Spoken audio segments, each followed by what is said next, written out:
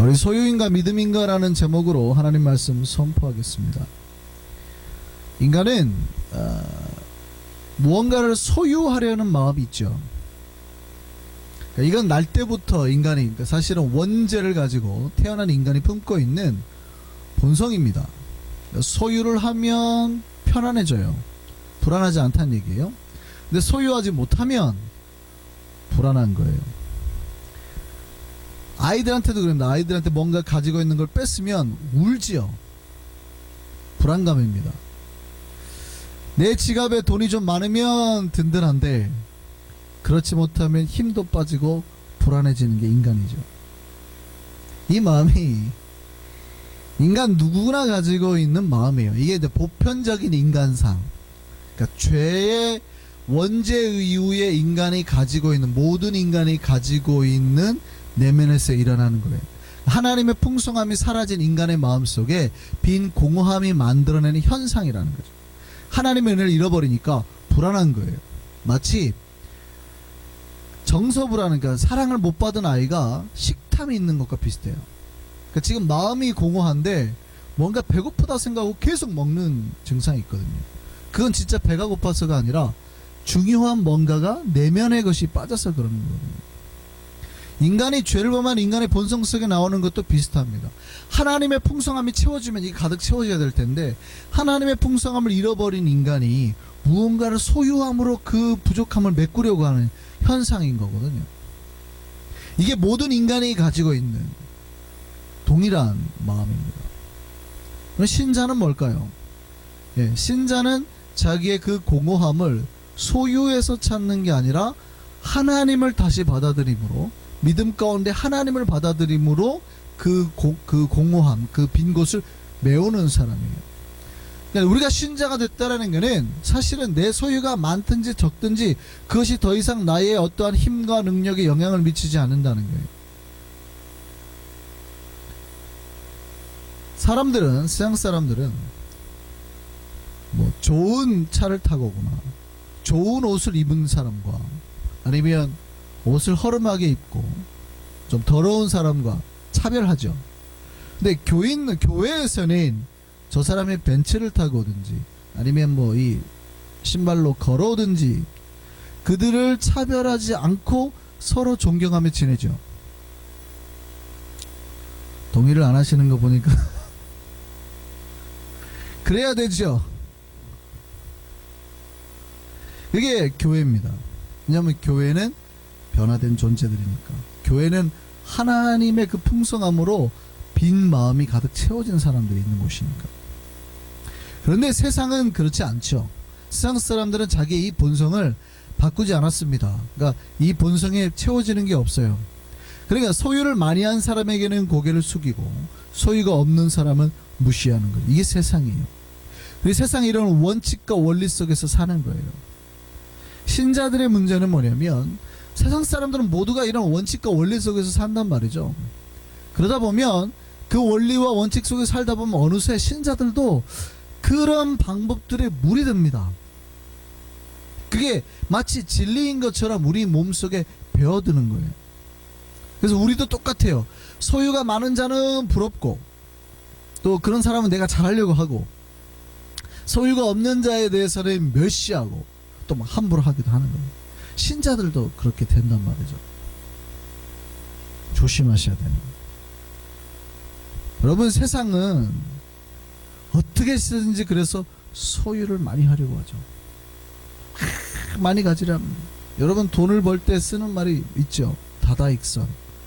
아세요? 옛날 한신이 썼던 말인데 많으면 많을수록 좋다 이 말이에요. 다다익선이라는. 돈이 많으면 뭐가 나쁘냐 라는 게 이 세상 사람들의 생각이거든요. 자, 우리는 생각해 봅시다. 돈이 많으면 많을수록 좋을까요? 부정을 안 하시는 거 보니까 딱 공감을 하시는 거예요. 사실은 이게 돈의 능력이나 위험성을 인지하지 못하고 있는데 나온 생각이에요. 성경은 돈에 대해서 뭐라고 말하냐면 돈은 그 자체로 무생물이라고 말하고 있지 않아요. 돈은 중립적인 거 아닙니까? 목사님. 나쁜 사람 있으면 나쁜 거고 좋은 사람 있으면 좋은 거죠 라고 우리는 생각을 하잖아요. 이게 일반적인 크리스찬의 생각이거든요. 돈은 중립적인 거고 아무 능력이 없고 돈을 쓰는 사람이 잘못된 거다라고 생각을 한단 말이죠. 그런데 사실은 성경은 그렇게 말하고 있지 않습니다. 돈은 인격체다. 이렇게 돈은 뭔가 능력이 있다. 돈 자체가 사람을 미혹하고 유혹하고 끌어들이고 온전히 그의 마음을 하나님을 못 보게 하는 능력이 있다는. 이렇게 말해요. 하나님과 돈을 겸하여 섬길 수 없다. 이 돈을 만몬이라고 그랬단 말이죠. 만몬은 우상이니까 살아있는 신과 같은 거라고 보는 거예요. 돈을. 성경은 그러니까 돈은 중립적인 게 아니라 마치 우상신상처럼 신자를 유혹하고 이것이 많으면 많을수록 더 큰 권력과 힘을 가지게 만들고 그게 많으면 많을수록 내 어깨가 올라가게 만들고 돈이 이렇게 없으면 이렇게 겸손해졌다가 돈이 많으면 많을수록 이렇게 되죠. 등 뒤로 몸이 젖혀지게 되죠. 눈은 아래로 까르게 되죠. 이렇게 왔어요. 네, 말도 안 하고 턱으로 이렇게 지시하던 그게 돈이 가지고 있는 위력이라는 거죠. 돈은 능력이 있다 이 말이에요. 이거 공감하시나요? 여러분 1000만 불 있는 사람과 여기 100달러 있는 사람이 행동하는 게 똑같을까요? 다를까요? 우리가 느끼는 바로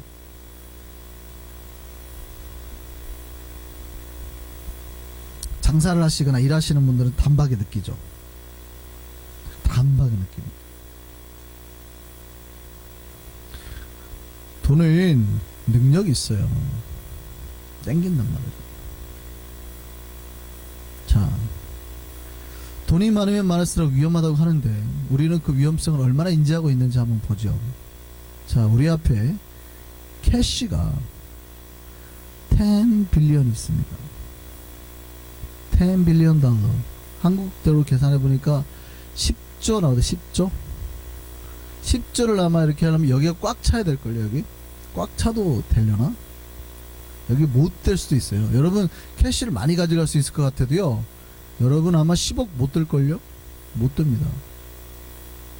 못 들어요. 100만 불 캐시로 아마 100불짜리로는 들 수 있을지 모르겠어요. 엄청 무거워요. 종이니까. 10 빌리언이면 아마 여기를 차고도 넘칠 거예요. 우리 입에다가 캐시로. 자, 그랬을 때,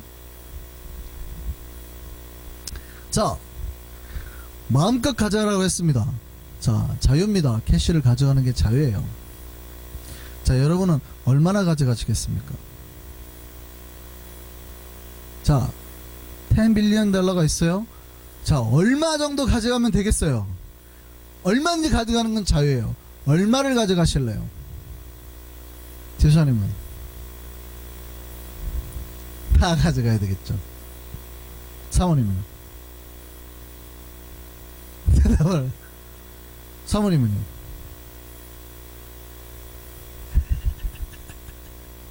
그리고 다시는 안 오실 거예요? 다시는 안 오실 거예요?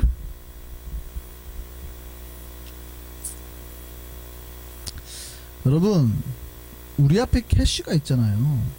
캐시가 있으면 그걸 다 가져가라 그러면 아마 정말 정신을 못 차릴 겁니다. 거기에서 성령의 열매인 절제가 작동할 수 있을까요? 딱 50만 불 선에서 딱 끊고 갈 수 있을까요? 아쉬워서 한 몸통이라도 더 넣으려고. 다 못 가져가니까 어떻게 해요? 진짜 우리가 나이가 많다고 생각해 보시죠. 그러면 내 노후에 쓸 돈을 아무리 계산해봐도 100만 불이면 된단 말이죠. 먹고 사는데 문제가 없어요. 평생 몇십 년 먹고 살아도. 그럼 진짜 딱 100만 불만 가지고 갈까요? 김정 집사님 말씀이 딱 맞아요. 가져갈 수 있을 만큼 다 가져가야지. 아니, 이게 체크도 아니고 캐시인데 어쨌든 버리더라도 가져가서 우리 집에서 버려야죠.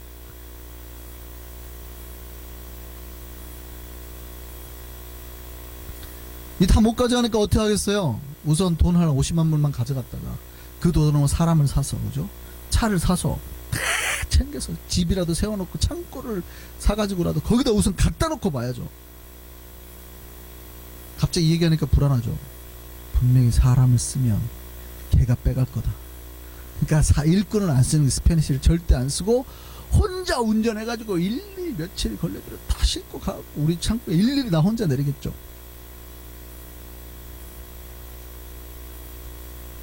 이게 사실은 소유 앞에 서 있는 사람들이에요.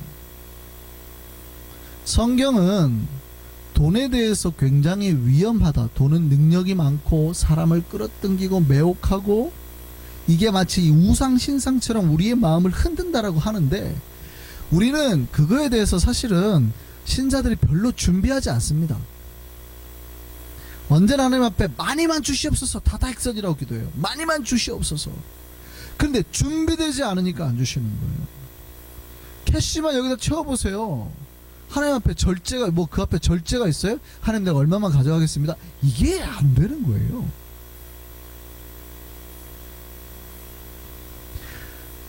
우리는 하나님으로 산다고 생각하는데 믿음으로 산다고 생각하는데 소유가 우리 앞에 나오잖아요. 그 소유를 채우려고 배고픔 때문에.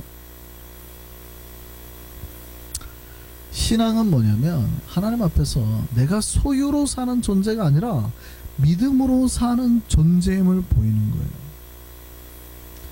내가 소유의 인생이 아니라 믿음의 인생을 사는 자임을 하나님 앞에 보이는 거예요. 내가 소유가 다가 아니라 하나님이 있어야 살 수 있다고 고백하는 사람들. 여러분 우리가 교회 학교 다닐 때 잘 배웠죠? 제일 많이 했던 게 뭐예요? 돈으로도 못 가요 하나님 나라예요. 돈으로도 못 가요 하나님 나라. 그러니까 여러분이 여기에 10빌리언을 다 가지고 가도 그걸로 여러분 하나님 나라 못 간다고요. 10빌리언이 아니라 더 많은 돈이 여기에 뭐 몇 배가 더 있어도 하나님 나라 못 가요 그걸로는. 우리는 그거를 믿고 고백하는 사람이거든요. 근데 우리는 오늘 밤 당장 주고 하나님 나라 가잖아요. 근데 이게 다 가져갔어요. 너무 수고했고 그날 너무 고생해가지고 과로사로 죽었어요. 10빌리언은 다 내게 됐는데 혼자 막 스페니쉬도 안 쓰고 누가 가져갈까봐 아침부터 밤까지 다 나갔어요. 너무 피곤해가지고 쓰러져 죽었어요. 이게 무슨 의미가 있어요?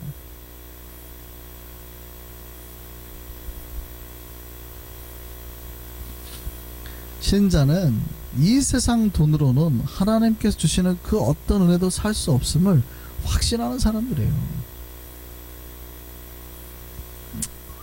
그러면 목사님 어떻게 우리가 소유하면 안 되겠네요? 아니요. 소유가 다 나쁜 건 아니에요. 우리가 소유를 하지 않고도 우리가 소유를 하지 않고는 사실은 살 수 없는 세상이죠. 예전에 법정 스님이 쓴 책 무소유가 있잖아요. 그러면 진짜 법정 스님은 무소유했나요? 아니죠. 절제 소유죠. 무소유가 아니에요. 그분도 집이 있었고 물론 자기 집은 아니니까 곧 떠났지만 만년필 한 자루 때문에 고민한 거 아니에요? 누가 만년필인데 최고급 만년필을 주니까 만년필 두 자루니까 힘들었다는 거 아니에요? 내가 너무 소유를 많이 했구나. 한 자루 넣어놓고 한 자루는 좋은 거 썼다는 거 아니에요? 그러니까 소유를 줄이는 삶이지만 사실은 현실적으로 인간이 살아가는데 무소유로 살 수는 없는 거예요. 그렇죠? 하나님도 그걸 알아요. 특별히 우리가 경제활동을 하고 자본주의 시대를 살아가는데 인간은 누구나 소유하고 살아야 됩니다. 그럼 당연한 거예요. 성경이 말하는 대로 성경이 무소유를 말하고 있지는 않아요. 내가 가진 소유에 대한 절제와 그 소유를 어떻게 쓸 거냐에 대해서 더 많이 얘기하죠. 누가복음 그래서 계속해서 구제를 말하거든요. 구제는 뭐예요? 돈 가진 사람이 쓰는 거예요. 마가의 다락방이면 마가의 다락방은 200명이 모였다잖아요. 500명이 처음에 모였다. 그러면 그 수백 명이 모일 수 있는 만큼의 큰 집을 가진 거예요. 예수님을 따르는 제자 중에. 그러면 그 사람은 그런 대로 쓰임을 받았잖아요. 문제는 우리는 무소유가 아니라 내가 받은 소유가 어디로부터 왔는가, 이 소유를 어떻게 써야 되는가, 그 다음에 내가 이 소유에 잠식당하지 않는 것, 잠식당하지 않는 것, 이게 우리의 삶의 지혜가 있다는 거예요. 소유를 우리가 많이 하면 많이 할수록 좋다, 다다익선이다, 그 아니에요. 소유에 대해서 절제할 수 있는 마음. 그러니까 소유가 내 삶에 넘치게 되면 그것이 나를 쓰러뜨린다라고 생각할 수 있어야 된다. 그러니까 우리는 넘치는 삶을, 내 소유에 넘치는 인생을 사는 게 아니라 내가 많은 소유가 있어도 절제하는 삶을 살 수 있는 거예요. 진짜 내가 여기에 10 빌리언이 있어도 내가 거기에 필요한 만큼만 진짜 100만 불, 200만 불만 가져갈 수 있는 삶. 정말 그 절제가 되느냐, 이에 대한 이야기예요. 조선시대 때 대표적인 거상이 있었습니다. 그분의 이름이 임상옥이에요. 이분을 다룬 소설이 있죠. 여러분도 다 아실 텐데 아주 유명한 소설인데 상도라는 소설이 나왔습니다. 이게 이제 드라마로도 만들어졌어요. 그 유재령 씨인가요? 이재령 씨가 주연을 했죠. 그 굉장히 유명한 소설인데 이 상도에 개영배라는 그 잔에 대한 얘기가 납니다. 사람 이름이 아니고요. 그 술잔 같은 거예요. 아니면 찻잔도 있는데 그 잔에 대한 이야기인데, 여러분 잔이라고 말하는 거는 보통 물이나 뭐 차든 술 같은 걸 담는 거 아니에요. 조그만 그릇인데. 근데 개영배는 굉장히 독특합니다. 밑에 구멍이 뚫려 있어요. 잔 밑에가. 그럼 잔 밑에 구멍이 뚫려 있는데 물이나 술을 부으면 빠질까요, 안 빠질까요? 빠지겠죠. 근데 개영배 그 잔은 빠지지 않습니다. 부어도 그대로 찹니다. 그런데요, 이게 70%에 다다르면, 잔 끝에 70%에 다다르고 그 수위를 넘어서 넣잖아요. 그 순간 갑자기 물이 쭉 빠지는데 한 방울도 남기지 않고 다 빠져버려요.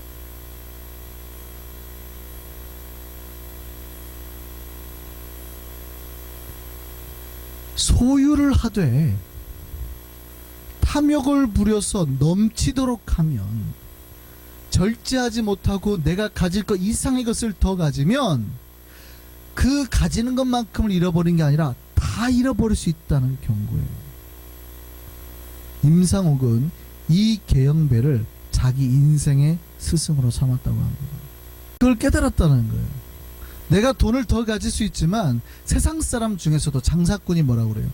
더 많이 가지면 이게 내 모든 재산을 잃어버릴 수 있게 만드는, 나의 재산을 다 끌고 가버릴 수 만드는 위험한 거라는 거예요. 장사꾼이 그런 철학을 가졌습니다. 신자는 그 재물에 대해서, 돈에 대해서 더 진중하고 조심한 태도를 가져야 된단 말이죠. 소유에 대해서. 그래서 앞에서 말씀드렸지만 신앙이 뭐냐? 나는 내가 가진 소유로 사는 사람이 아니다 라는 거를 증명해내는 거예요. 신앙은 사실은 우리가 가진 소유라는 거에는 이제 세상과 신앙의 큰 차이인데, 소유는 한계가 있어요. 제한적이라는 거예요. 그 말은 내가 있으면 그 있는 거 안에서 누리고 살겠지만 없으면 어떻게 해요? 궁핍과 고통 속에서 살 수밖에 없게 된다는 거예요. 너무 단순한 원리예요. 있으면 누리고 없는 자는 굶는 세상. 그런데 신앙은 뭐냐면 내가 가지고 있는 이 소유로 사는 게 아니라 하나님이 채워주시는 풍성한 은혜와 사랑과 자비와 섭리로 사는 거거든요. 그리고 하나님의 섭리와 자비와 그 놀라운 것들이 내 삶에 풍성하게 채워짐으로 이 소유의 적음에도 더 놀라운 역사를 볼 것이다 라는 걸 믿는 게 신앙이에요. 예수님이 설교를 하실 때 모인 사람이 5,000명이었습니다. 장정만 5,000명이었으니까 대략 10,000명이 넘는 사람들이 모였어요. 그런데 그때 그들이 그 줄 중에 도시락 싸온 사람이 없었어요. 5,000명 중에 한 명도 없었어요.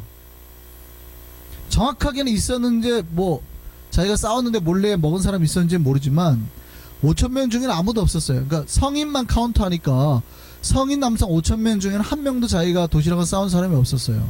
그럼 카운트되지 아니하는 어린애 하나가 도시락을 싸가지고 온 겁니다. 그럼 보세요. 자, 이 아이가 도시락을 싸갖고 왔어요. 보리떡 5개, 물고기 2마리. 근데 이건 누구 소유예요? 그 아이의 소유죠. 그러면 이거는 자기 소유이니까 그 아이가 먹을 수 있습니다. 이게 세상의 법칙이에요. 내가 소유한 도시락이니 이 아이가 먹는다고 해서 뭐라고 할 사람 아무도 없죠. 반대입니다. 반대로 생각하면 5,000명의 성인 남성을 포함한 다른 여자들과 아이들은 소유가 없죠. 지금 내가 소유한 게 없잖아요. 그러니까 먹을 수 없어요. 굶어야 되는 게 세상의 방법이라고요. 원칙이라고요. 소유한 자는 먹을 것이고 소유하지 못한 자는 먹지 못하게 되는 것. 이게 세상의 원칙이에요. 누구나 다 이걸 생각해요. 이 원칙을 너무나 잘 알죠. 그러니까 내가 소유하지 못하면 굶을 수밖에 없다는 사실을 잘 아니까 사람들이 그렇게 밤낮을 가리지 않고 방법을 가리지 않고 소유를 하려고 애를 쓰는 거예요. 세상은, 인간 세상은 이 원칙 안에서 살아가는 겁니다. 그런데 이 오병이의 기적은 여러분, 예수님이 이 원칙을 과감하게 깨버린 거예요. 예수님 믿었더니 뭐 한 명의 헌신이 잘 먹겠다 그런 뜻이 아니라 누군가는 소유했고 누군가는 소유하지 않았는데 소유한 누군가가 자기 소유를 냈단 말이죠.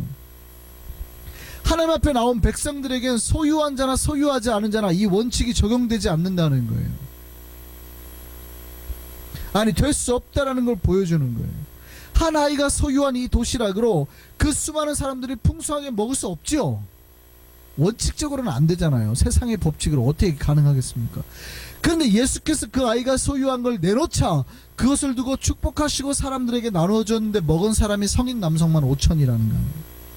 그리고 그걸 모두가 다 먹고도 12바구니가 남았다는 거예요.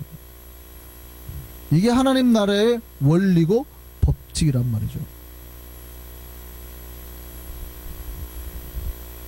예.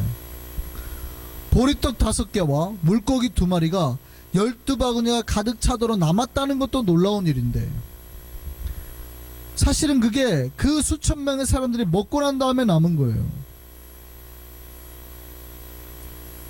성경은 이런 이야기를 하고 있는 겁니다. 하나님 나라는 각자가 가진 자기 소유로 사는 세상이 아니다라는 걸 말하는 거예요. 자기의 제한적인 소유를 누리고 사는 세상이 아니라는 거예요. 그러니까 내 소유는 제한적이잖아요. 써버리면 없어지는 거 아니에요. 없으면 가난해지는 거고 궁핍해지는 거고. 그런데 그 얘기를 하는 게 아니라 신자는 거기에 그 소유의 제한적인 것에 대해서 다가오는 고통이나 아픔에서 이미 초월해버린 존재라는 거예요. 신자는 축복 속에서 하나님 내려주신 복 속에서 하나님의 은혜와 베풀어진 사랑과 그리고 그 복 안에서 풍성함을 누리는 세상 속에서 사는 자라는 거예요. 누군가가 자기 소유를 포기함으로써 소유가 없는 자들에게까지 놀라운 하나님의 역사가 이루어지는 것, 그리고 그 역사를 보는 것, 이게 신앙이라고 말하고 있는 거예요. 믿음이 뭡니까? 이렇게 제한적인 인간 위에 끝없으신, 플라로마라고 그러죠. 풍성하게 계속 채워지는 거예요. 끝없으신 하나님의 그 풍성한 복이 부어지는 걸 보는 거예요. 그렇게 하나님이 우리에게 이루실 걸 믿는 거예요. 그러니까 내가 비록 소유가 없지만, 나는 5,000명 중에 한 명일 수 있잖아요. 소유가 없지만 내 소유 없음의 제한에서 내가 어떤 그 리밋을 당하지 않는다는 거예요. 내 인생 내가 비록 지금 현재 소유하고 있는 게 없지만 사실은 세상의 법칙으로는 여기에서 제한을 탁 걸려야 되는 거예요. 돈이 없으니 애들을 대학도 못 보낼 거고 돈이 없으니 내가 제대로 누리지도 못할 거고 제한이 걸리잖아요. 이게 세상이냐 법칙이 없으면 안 되는데, 근데 예수 앞에 나오면 이 리밋이 딱 제거돼 버린단 말이죠. 언리미티드가 돼버리는 거예요. 풍성한 하나님의 은혜가 채워지니 모든 제한이 풀리니까 보리떡 5개하고 물고기 2마리만 가지고도 그 만여 명이 넘는 사람들이 먹었는데도 12바구니가 남았다니까요. 도시락 1개가 바구니 이렇게 그 가득 찬 12바구니가 돼버린 거예요.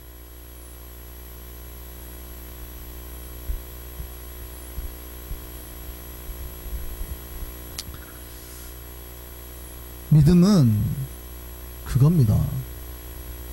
우리의 부족한 이 제한된 소유 위에 풍성하게 끝없이 부어주시는 하나님을 보는 거, 그걸 믿는 거예요.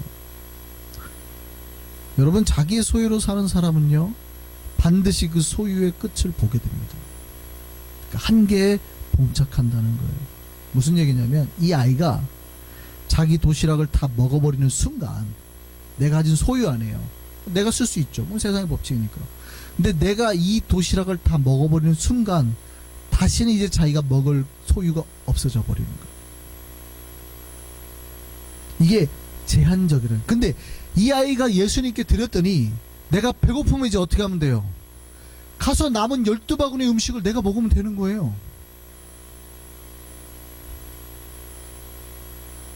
이해되시죠? 소유에 예전에는 제한이 생겼단 말이죠. 그런데 이제는 예수 앞에 나왔더니 그 소유의 제한이 사라져버리게 되더라고요. 오히려 더 풍성하게 되는 거예요.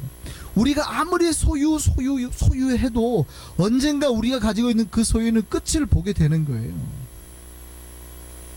그런데 그것을 하나님께 드렸더니 하나님은 소유가 없는 다른 일을 먹었을 뿐만 아니라 그 넘어서는 이제 내가 다른 음식까지도 풍성하게 누릴 수 있는 여유까지 얻게 됐다 이 말이죠. 무슨 얘기입니까? 신자는 내가 가진 소유로 사는 게 아니라 제한 없는 하나님의 은혜로 사는 거예요. 그런 사람이라는 거예요. 오늘 본문에 하나님의 회 앞에, 하나님의 모임 앞에, 그 미팅 앞에 하나님의 아들들도 오고 또 사탄도 왔습니다. 그때 하나님께서 사탄에게 이렇게 말씀하셨어요. 야, 네가 내 종 욥을 주의하게 봤느냐? 그와 같이 온전하고 정직하여 하나님을 경외하고 악에서 떠난 자가 세상에 없다. 하나님 자랑하신 거예요? 야, 내 종 욥, 야, 이거야. 그랬더니 사탄이 뭐라고 말하는지 보세요. 오늘 욥기 1장 9절에서 11절 보세요. 사탄이 여호와께 대답하여 이르되 욥이 어찌 까닭없이 하나님을 경외하리까? 욥이 어찌 하나님을 이유 없이 하나님을 어떻게 워십하겠습니까? 하나님을 섬기겠습니까? 이 얘기죠. 이유는 뭐냐면 주께서 그와 그의 집과 그의 모든 소유물을 울타리로 두르심 때문이 아니겠습니까? 이렇게. 주님께서 그의 손으로 하는 바를 복되게 하셔서 그의 소유물이 땅에 넘치기 때문이 아니겠습니까? 이렇게 말하는 거죠. 이제 주의 손을 펴서 그의 모든 소유물을 치소서. 그리하시면 틀림없이 주를 향하여 욕하지 않겠나이까. 사탄의 주장은 우리가 신앙 좋은 신자를 하더라도 이 사람도 무슨 원리로 산다는 거예요? 소유의 원리로. 아이고, 저 사람이 왜 교회 잘 다니겠어요? 하나님이 그래도 망하지 않게 돈 잘 벌게, 예수 믿으니까 돈 잘 벌게 해주시니까 주일 잘 지키는 거지 라고 말하는 거예요. 제가 진짜 하나님은 자랑했단 말이죠. 제가 진짜 내 신앙생활 잘하지, 나를 잘 섬기지 자랑했더니 사탄이 뭐라 그래? 하나님 아니에요. 인간 중에서 소유를 좋아하지 않은 사람이 어디 있겠습니까? 하나님이 그의 소유물을 지켜주시고 돌봐주시고 복주시니까 그러지, 소유물을 없애보세요. 쳐보세요. 그럼 뭐라 그래요? 틀림없이 주를 향해서 욕할 겁니다 라고 말하는 거예요. 자, 이제 싸움이 붙은 겁니다. 시험이 붙은 거예요. 내가 소유로 사는가 아니면 하나님을 믿는 믿음으로 사는가. 싸움이 붙은 거예요.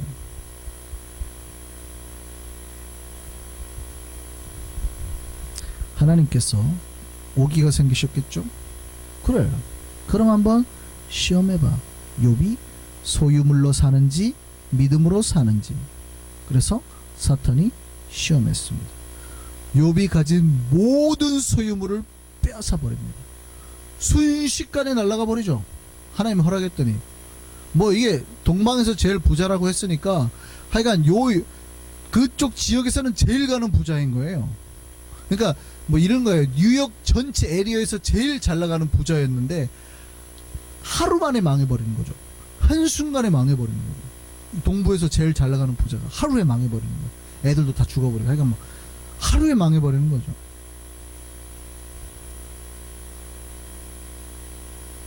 자, 소유물을 다 뺏겨버렸습니다. 욥이 그래도 하나님을 믿는다고 했을까요? 아니면 사탄이 말했던 것처럼 욥은 소유물 때문에 하나님을 믿었던 걸까요? 아니면 믿는 척 했던 걸까요? 여러분이 보세요. 뉴욕에 제일 잘 나가는 부자예요. 여기에서 뭐 빌딩이 한 20개 있다고 생각해 보시죠. 엠파이어 스테이트 빌딩, 뭐 크라이슬러 빌딩이 다 우리 거예요? 내 거예요? 하나님이 믿었더니 내가 부자 그렇게 되게 해주셨어요. 그런데 어느 날 갑자기 막 빌딩이 망하고 막 다 뺏기고 부도가 나고 하루아침에 딱 망하고 내가 거지가 됐어요. 그러면 나는 여전히 하나님을 믿을까요? 아니면 하나님 앞에 나를 왜 이따구로 했어요? 라고 욕하고 싸울까요?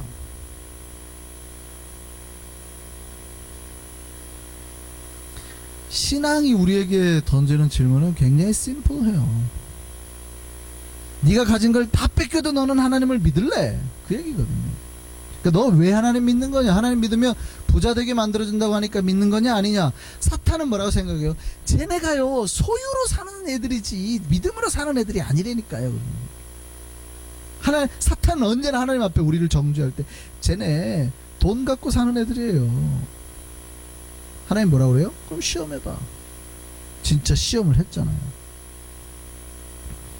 욥이 뭐라고 했는지 한번 보셨으면 좋겠습니다. 욥은 그럼에도 불구하고요 하나님을 욕하지 않고 오히려 하나님을 찬송했습니다. 욥기 1장 21절 22절 말씀 볼까요? 뭐라고 하는지 보세요. 이르되 내가 모태에서 알몸으로 나왔은즉 내가 어차피 엄마 뱃속에서 태어날 때 빈손으로 났으니까 또한 알몸이 그리로 돌아가올지라 뭐 그대로 빈손으로 죽는 거죠. 뭐 이런 표현이죠. 주신이도 여호와시오 거두신이도 여호와시오니 여호와의 이름이 찬송을 받으실지니이다 하고 이 모든 일에 욥이 범죄하지 아니하고 하나님을 향하여 원망하지 아니하니라.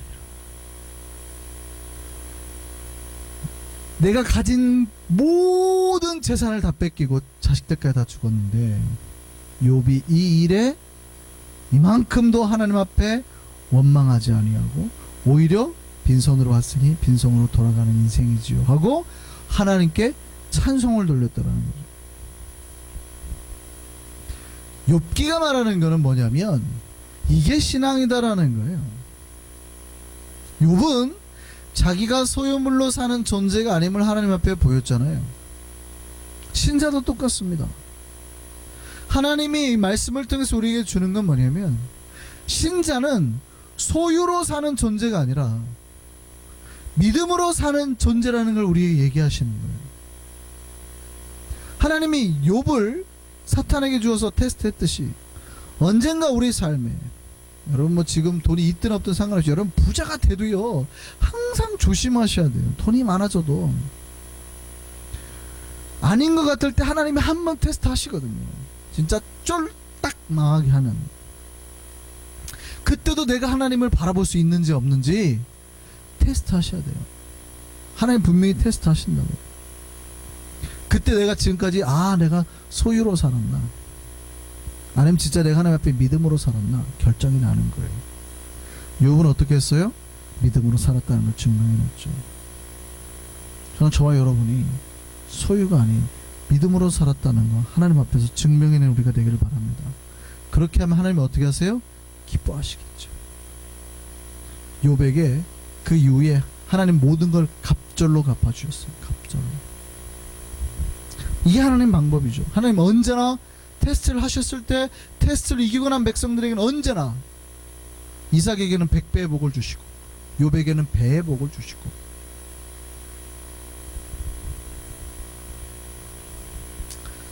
하나님의 자랑스러운 종이 되는 거죠.